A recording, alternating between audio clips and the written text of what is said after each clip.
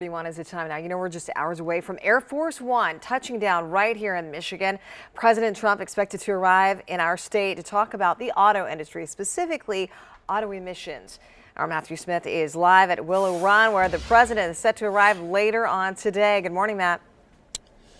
Good morning. Yeah, certainly a big day out here just outside of Ypsilanti. You know, this marks the second time that President Trump has come to Michigan since that big election day victory, the first time since the inauguration. And as you just mentioned, the plan today to talk about the automotive industry, specifically emissions. Of course, there is now added eyes on today's presidential visit, many wondering how he will react to last night's release of his 2005 tax returns. MSNBC's Rachel Maddow revealing information from 2 pages of the president's old tax returns. Not only did it show that he paid $38 million that year on a reported $150 million of income, but it also spurred the White House to put out a statement that both confirmed the numbers and blasted the media for reporting it. Now, the man who obtained the taxes, a veteran reporter, appeared on CNN last night explaining that he believes the president himself could have been behind the leak. Oh, absolutely. I think Donald may well have been the source of the 3 pages that went out last fall.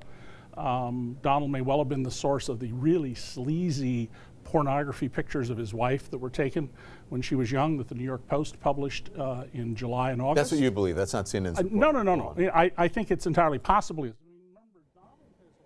Of course, the reason behind that line of thought, Donald Trump does have a history of actually leaking out information. He did it before, often in New York City when he was a real estate mogul in that area. Now, keep in mind, many believe that he paid little to no taxes before last night's release. So one more reason some people are saying that it might have actually been in his benefit to release those taxes. But many people expecting the main message here today to be about the automotive industry. That, after all, was the plan before the taxes were even leaked. Matt, really quickly, who else is the president addressing today?